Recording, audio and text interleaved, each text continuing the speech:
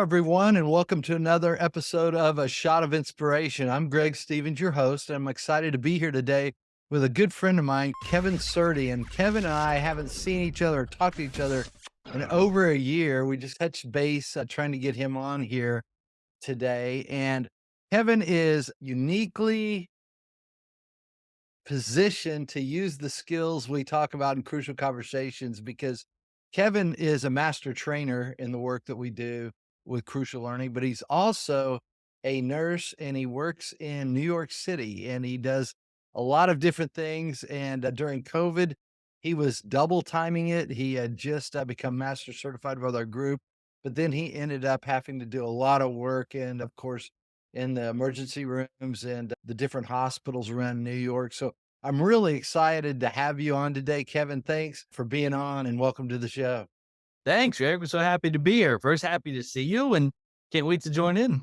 Yeah, definitely. Kevin, I'd like you to tell people kind of a little about yourself, how you went from nursing and how you got into that, and then actually how you started teaching Crucial Conversations and why, and kind of where you're going. You also have been dipping your toe in the political front as well. So I want to just talk about all of that because you really inspire me of all the things you do because I don't think there's any other higher calling than being a nurse. Nurses are saints to me because they do so much of the hard work no one else wants to do.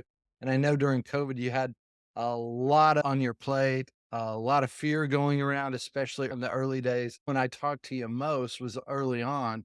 And then you were actually doing some things in the political arena. So just walk us through a little about you and your life. Yeah, no, so I'd say the best advice a mentor once gave me, this is decades ago. And he said, whenever there's a certification or an opportunity put in front of you and it's free, just take it. And that kind of stuck with me, even to the things that weren't free. Anytime there was an opportunity that came to your door, whether it's a certification you needed or something that may improve your career or not, just take it if it's being offered. And it really stuck with me. And I started working on an ambulance when I was 16 years old. It was a volunteer ambulance in Queens, New York. Now, back in those days, we also responded to 911 calls. So I wasn't the second person, I was the third person in the back. So there was somebody that was over 18 driving and someone over 18 that was in charge. You don't want a 16-year-old to come at your house for an emergency. But I was there doing it. Then when I turned 18, I actually started working for New York City. I worked for Northwell Health, which was a private hospital, but also you worked for the New York City Fire Department. And that kind of started my medical career. Nothing I ever thought I'd ever want to do. I wanted to be a Navy fighter pilot. Turns out I don't have the vision for it. So medicine found me. And then, the next progression after being on EMS on the ambulances was to either go to medical school and become a doctor or go to nursing school and become a nurse. And I took the shorter, faster, cheaper option. And during college, I started to realize nursing was what I wanted more. I actually didn't love medicine enough to be a doctor. I like the patient care. I like working with people, all that deep science and the decades that you need to do it. It just wasn't for me. And thankfully, I think I made the right call there. Went into emergency medicine, obviously right from EMS. So it's just you go right into the ER with a lot of training I had to go through. Also went into pediatrics. I actually started as a pediatric ER nurse and then went to adult and also specialized in critical care. They go hand in hand and really enjoyed myself. Worked for a couple of hospitals, did it for a few years, and somehow I got into administration. I don't think I asked for it. I think I stumbled into it. There was an opening, someone asked me to. And one of my first big tasks as a hospital administrator was I was brand new, didn't know what I was doing, and everyone else knew I didn't know what I was doing. And the director of emergency medicine quit. The manager left. The educator left. So all of a sudden, me with a whopping 3 months experience, I was running the entire show. Again, no idea what I was doing. At that same exact time as when Ebola hit. So not only did I was on my own learning what to do, we had a massive the Ebola scare, and our hospital was one of the closest hospitals to JFK Airport, the international airport, where your Ebola patients would come from. So myself and the doctor in charge, we designed the ER. We came up with a lot of protocols on how to deal with this infection, Ebola.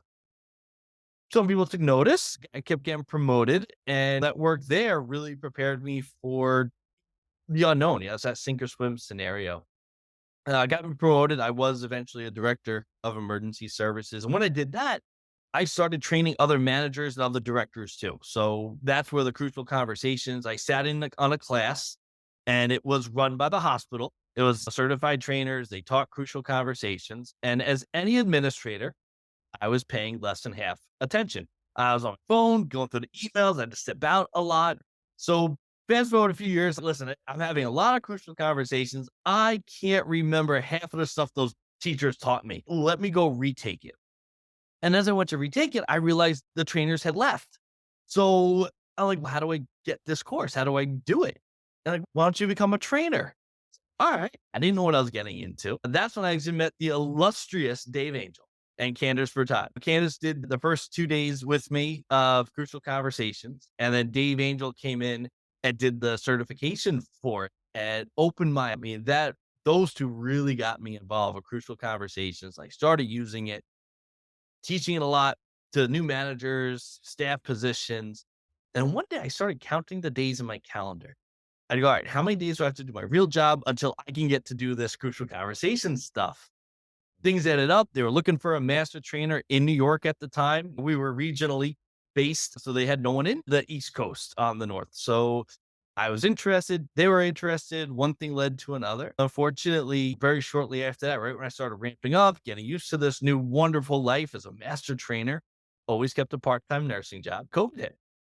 And when COVID hit, nobody wants to hire consultants to come up and do in-person training. So like you experienced, our work went from great to nothing overnight. Those calendars were booked with clients and then nothing. But thankfully, I had a nursing career, and I called up a friend of mine, said, you guys need a nurse?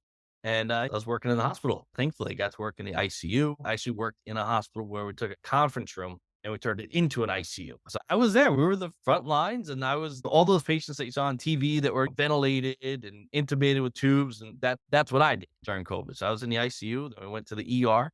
And then thankfully, this work has picked back up. And then you had mentioned the political world. That was being in COVID, seeing everything on the news, living it in real life. That's when I started to realize there's more to do here. One of the presidents in the past actually said, if you don't like the way politics are running, why don't you run for office? For anyone out there that's listening and doesn't know, in Crucial Conversations, one of the things we teach is what we call the helpless story. And the helpless story is why bother? We're just giving up. There's no purpose to even try anymore. And as Greg knows very well, the next thing you do is you ask, what should I do? What's my next step to make this not a helpless story? And I went, oh, dang, now I got to run for office. Like one next step is what should I do? And that was it. And that got me interested in running. We actually did the best that anyone had done in the area against somebody that's been in office for 22 years. We gave him the best run for his money. We came close, very close, but it went the other way. But then thankfully turned into a government job where I'm working very part-time for local government in New York, working with an elected official. So I still get to do all the good stuff, helping the community, being involved in new policies and helping everybody, but I don't have to be the face. So it all worked out well for now. That's great. I think So that's it. That's my story up until today. I love it. Now, can I ask any specifics about your government job or Everything anything? you want. Yeah. We're So who government. are you working with? What are you doing with So them? we're working with, so it's in Suffolk County, New York. It's where the Hamptons are, a lot of beachy community. So we work with the Suffolk County legislature. So we actually make all the rules, laws, regulations for the county level. So you always have town, county, state, federal. We're on the county level of it. And it was great. My kids are in the district. We're nice, close to home, and we're doing a lot of good work, which is wonderful. That's great. Now, are you doing much with crucial learning? Are you teaching it all? Thankfully, yes. Yeah, the government job is very part-time, which fully allows my main job as a master trainer. And I actually just got back from Washington, D.C., saw a couple Congress friends. It's also, I realized the security is very lax in the Congress offices. I think it should be a little stricter. They didn't ask who I was going to see. It was like, hey, just come on up to a congressman. Like, it's kind of maybe check my name or something. So I felt a little bad for them, a little unsafe. It was a wonderful trip down there. I got to work with the U.S. Army Corps of Engineers. And it's just the skills that you do in crucial conversations really helps when you're dealing with patients or staff members and Definitely in politics. There's a crucial conversation every time you're talking to somebody in politics. So having those skills, you live it in real life and then you get to teach it in other organizations. It really makes everything connect. And if anyone's looking at there, take the course, selfish plug, it really does de-stress your life a lot. Yeah. You said something earlier that you saw the program when you were a director and Yeah. you only got about half of it. It's interesting because right now I've created 3 different mastermind groups for executives and leaders. And typically I find that they're so busy, they Yep. do miss a lot of this, and most don't take a training. What would you say to people out there who are the leaders of organizations about even something like not even a training, but possibly coming a mastermind I'm putting together? Teaching the leaders these skills, why would it be someone who's a CEO or a CFO of an organization? Why would they want to come to maybe one of my masterminds and really dig in and learn about this? One of the hardest part, as a director, you have 24/7 responsibility of an emergency department. We're not a business that closes at 9 o'clock or 5 o'clock. We're all hours of the day. And whether I'm there or not, most of you people as a chief before your title, you're responsible for it. So just because you're not there doesn't mean anything stops. And that was one of the hardest parts of me trying to take 2 days, 12 to 16 hours of training. My phone was constantly ringing and emails going off. And there are certain phone calls, if you're an executive, you can't ignore them. You have to take it. And if you got a delegate that can, watch your back for you, that's fantastic. If you have an organization that does close, I suggest off hour training, but go there a couple hours after night. One of the things I think would be absolutely fantastic is if you could put them in real world scenarios. And I know a lot of people don't love role playing, and it wouldn't be technically role playing, but if you get from some of these executives, what are the things that you struggle with the most? What conversations really get you bothered or upset, or what you wish would just happen without you telling people had to happen? And you put that into like a role play with them. So what if I had these skills to offer you?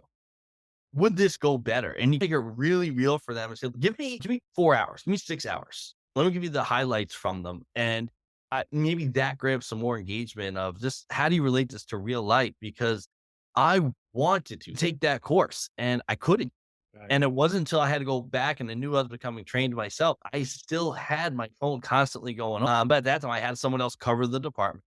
And there were still a lot of issues. So even though I went to the training, I'd still have to do my job after the training. And I still missed some of it. Don't tell Dave or Candace, but I did remember I had to step out for a few calls. Yeah, definitely anything shortened, condensed, the need to knows versus the nice to knows. I think it's really tough for them to get. Yeah, I agree. It's funny though, as the ideas that, oh, the leaders probably know how to do this. And nothing can be further from the Yep. truth because it's not a natural skill that just comes. You got to work on it. Like if you threw a kid behind a car, there's operating pieces you need to know about a car to be able to make it function. Same thing in a conversation that most people have never been trained. Yeah. And I think a lot of leaders go, I want my staff to have the skills on how to talk to me. But if they're talking to you with the skills, do you have the skills to recognize that they're using them? Yeah. And, right now, if you send all your staff and your other leaders to the training, but you don't have it yourself, that's a recipe for disaster. Now you're speaking two different languages. But what if we could all speak the same language? Right. And at least maybe they know more of the skills. Maybe you know half of them. But what if you recognize that your staff is using the skills on you? That would give you at least a heads up to say, all right, they're using the conversations on me. Maybe I should pay a little more attention some way, somehow. But you really should be speaking the same language in an organization. Yeah, I love that, and most people go, "Well, I don't want them using the skills on me." Yes, I you don't do, know. Yeah. because it's grounded and based in respect, and Yeah. that's one of the things I love so often. I'll have someone say, "I don't want my spouse learning this." Yeah, you do, because you Makes want it your easier. spouse to be respectful. Yes, you're right, okay. That's what it's grounded in. Kevin, tell us some of the inspirational things that you've seen, whether it's in a classroom, crucial conversations, in a hospital, or maybe even in your political toe dipping. What's been inspirational for you in your career, what you've seen? There's so many moments. Yeah. One of the core things that I have always looked at, if you look back all my career choices, everything I've done, it's always been like service oriented. No matter what I've done, it's been trying to help others, trying to make the better of an organization. And I didn't run for politics for any kind of recognition or title. It was just to help people at a different level. And now that you were getting that satisfaction from it. And one of the things I love the feedback is when people are like, I can't believe you talked to that person on the phone. How are you so calm? How come you didn't overreact? Or Yeah, even in the hospital, a family was yelling at you. Why didn't you yell back? And how did you remain so calm?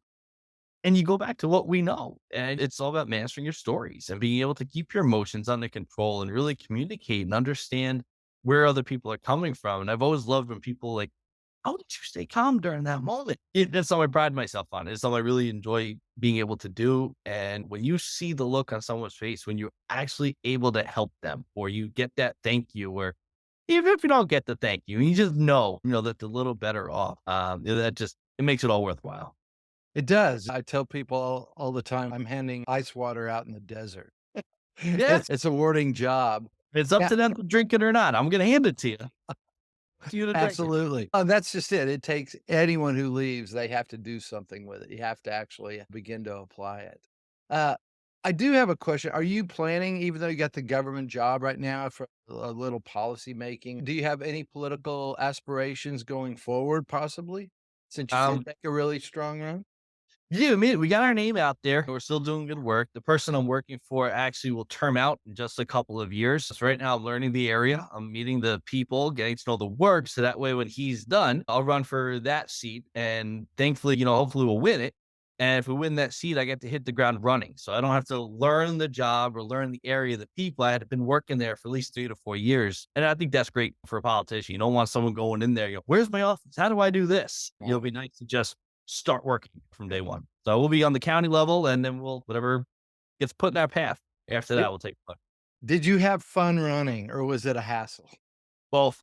It was certainly a hassle. I got 3 little kids, married. I'm a master trainer, which didn't stop. Still came off with COVID, so I was working as a nurse in the beginning.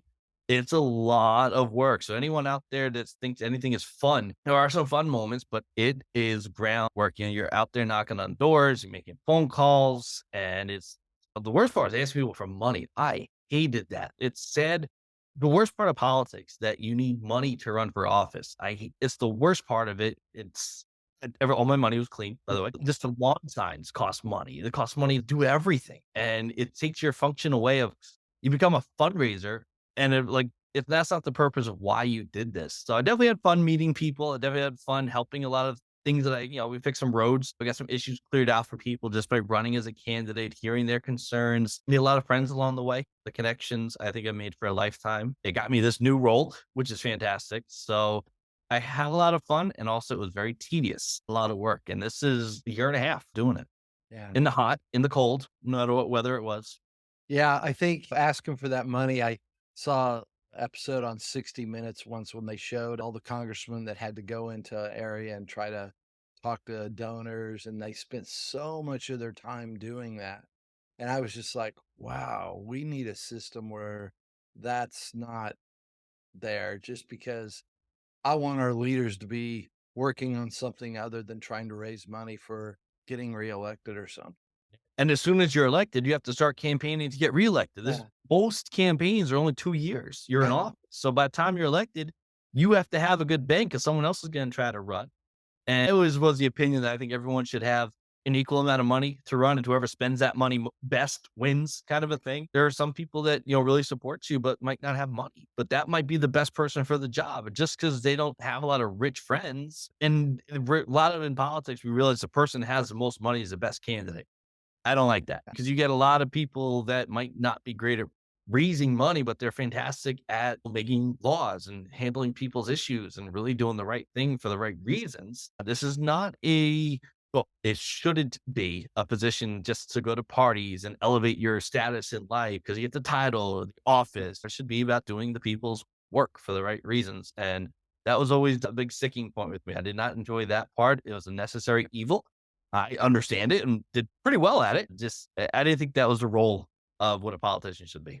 Yeah, yeah. I'm glad you're back in the trainer pool and doing all the work with us. Are you doing any nursing now?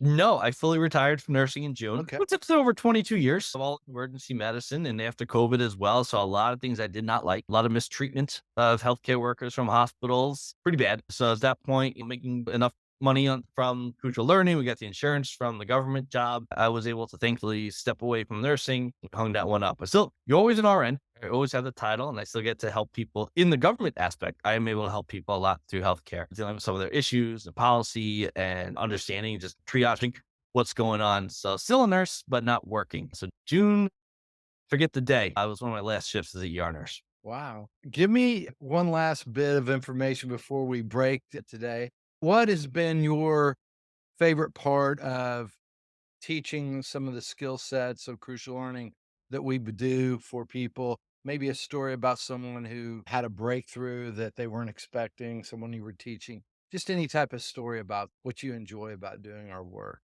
I've been shocked that I haven't gotten tired of it yet. I think I'm on like fourth year as a master trainer, and then years before that as a certified trainer. And I still enjoy it every single day, every minute of it. And sometimes when people get into a job, it's repetitive. Come on, we teach the same slides over and over. It's the same materials, the same skills, some additions. I never got tired of it because every group has different dynamics. They have different things. And one of them was, I got really nervous when I found this out, and two people came up to me right before the course, and they go, "I just want you to know that we're married." I went, "Oh, no." I had a married couple taking a public course with me. I go, "This can really go 2 ways. This could be fantastic. This could be terrible." At the end of it, they came up and they go, "We're cheaper than a marriage therapist." And it was more freedom. Like, we got to do this in a group. We didn't have to do this just us and a therapist in a room, and we were able to work out some of our real life issues in this course. They were each other's learning partner. Again, I didn't know how that was going to go, but it really was inspiring. And we've had opposite stories of people telling us, "Thank you. I can talk to my kids." I think those are that drives home. Like, it's a job. We get paid to do it. We like it. We enjoy it. Some groups take more out of it than others. And when some of those people come back to you, "Thank you. I could talk to my step kid. I could talk to my teenager. I could talk to my wife. And I didn't know how to before." That means the world. That's everything we need to know right there. Yeah. I love that. I've had several couples come to my classes as well. I always like that. Even had one manager and a direct report. They liked each other. They didn't work well together though.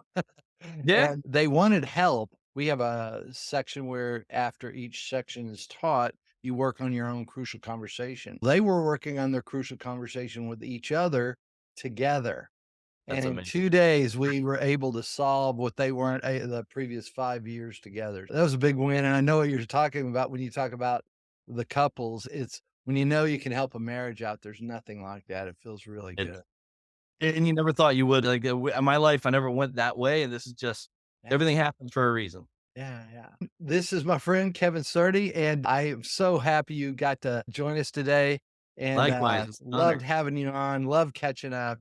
And folks, thank you for being a part of the session today. And if you would please like and subscribe, that would be great to get our names out there. And with that, I look forward to seeing you next time on A Shot of Inspiration. Bye-bye, everyone. Take care.